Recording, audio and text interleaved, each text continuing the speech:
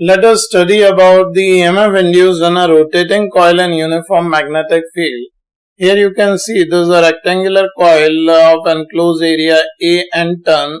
is placed in a uniform magnetic induction B, and about the vertical axis OO dash it is rotating at an angular speed omega. And say if at t equals to 0 it is in a plane perpendicular to magnetic field, we can write the magnetic flux linked with coil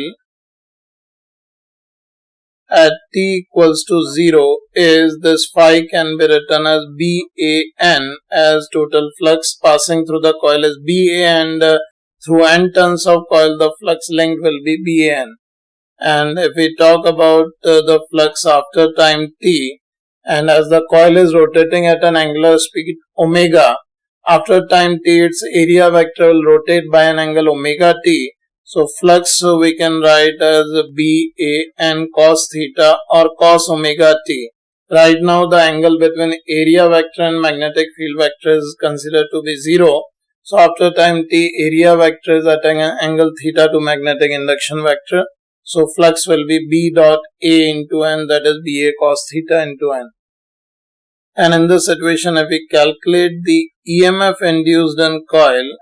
as the flux is varying with time, so EMF induced in coil we can write by Faraday's law as mod of d phi by dt, and on substituting the values, here we can say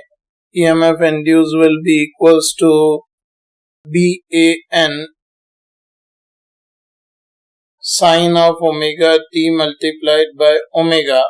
and here BAN omega we can write as E naught sine omega t, where we can write E naught as BAN omega, that can be written as peak EMF induced in the situation,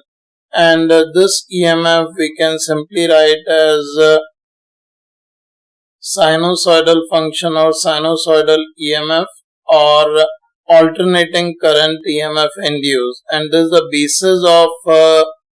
making an alternating current generator, because if we talk about the time function of EMF, it is varying with the sine function like this, which is an alternating current oscillating between plus E naught and minus E naught. This is the EMF induced whenever a coil rotates in a uniform magnetic field with peak value or amplitude of EMF given as BA and omega.